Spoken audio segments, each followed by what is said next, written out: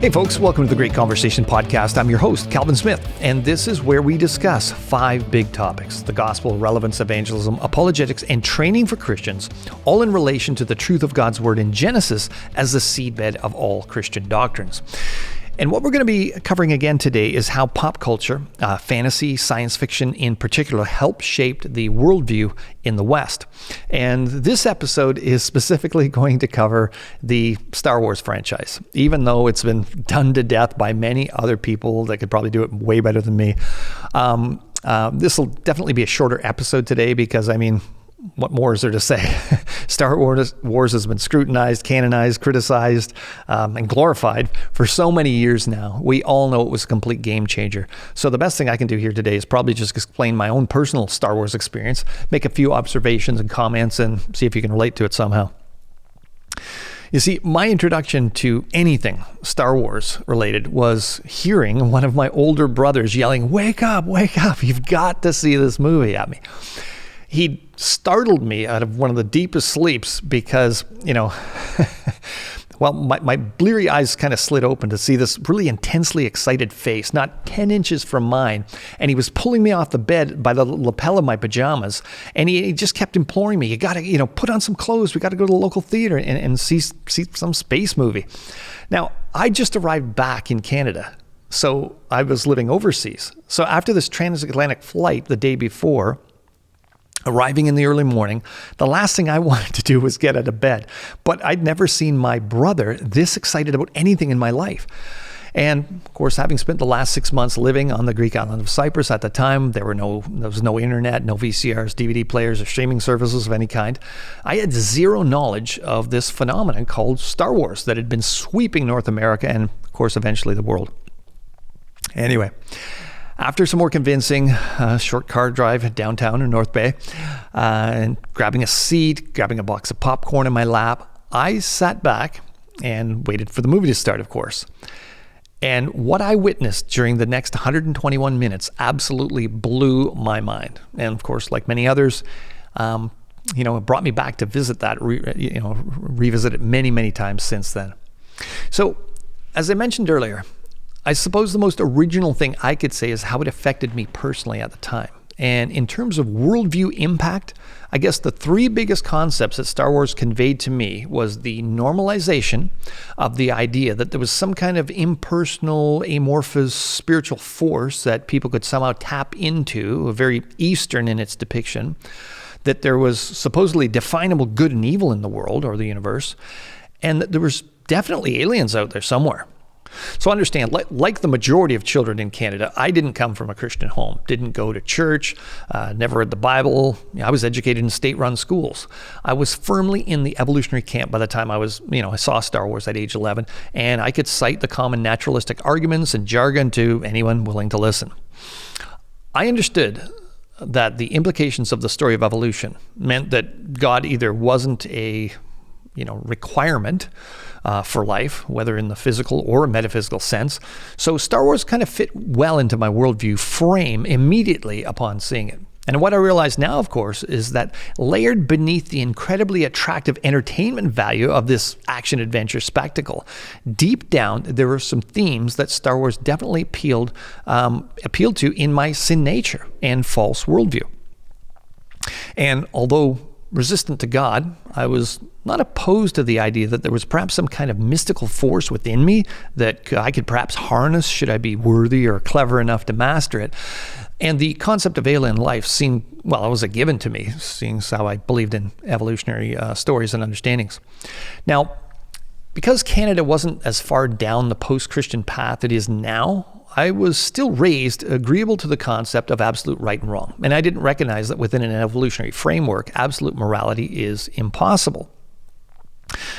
Apparently, I wasn't the only one who shared this attraction, as although not an official religion, Jediism has become a popular choice for millions of people around the world when asked to identify their religious persuasion.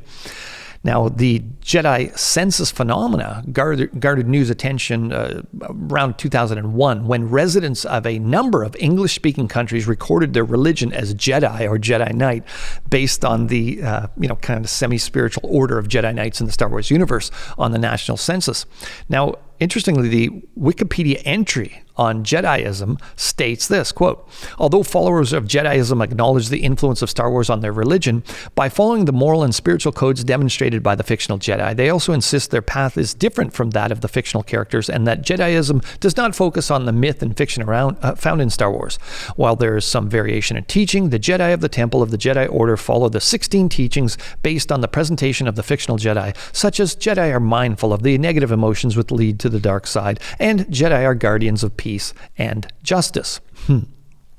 Now, I would say that most people identifying this way are probably doing so kind of tongue-in-cheek, but it likely highlights the increasingly numbers of people in Western countries who have abandoned Christianity rather than truly embrace serious religious practices.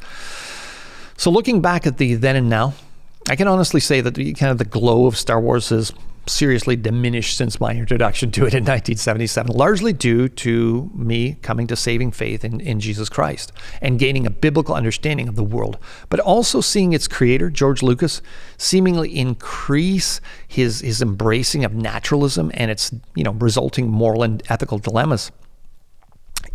Whereas in the original trilogy, the Force was represented as a spiritual entity, and the demarcation between good and evil was literally represented by a bad guy dressing in black and the good guy in white.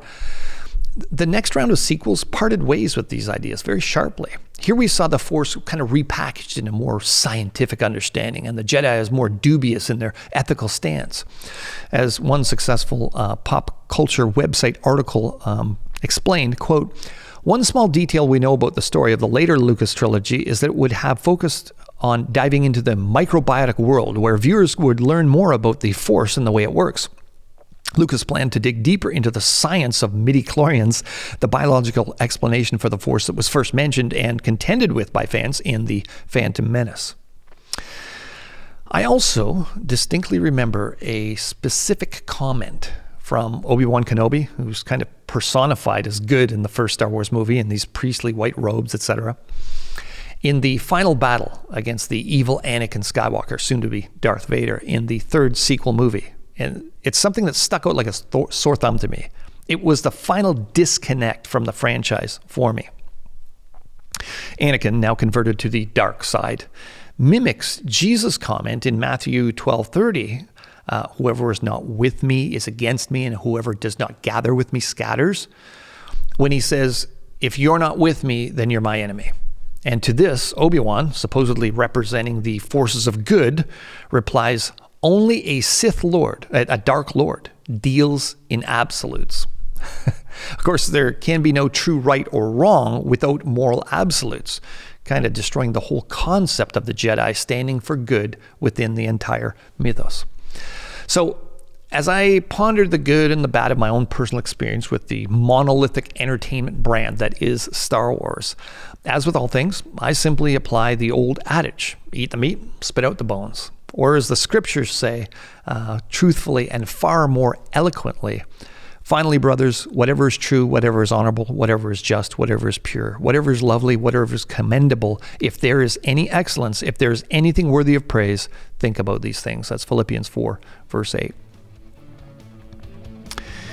Well, if you're appreciating this content, please visit the AnswersInGenesis.ca website and consider donating to the ministry. And of course, whatever platform you're accessing this on, it most likely has some combination of features that allow you to subscribe or like or share, perhaps do a review, hit that like button, as I always say. And we'd really appreciate you taking the time to do that, because it's probably the number one thing that you could do to help us continue to do outreach. So until next time, I'm Cal Smith. Blessings to you and yours.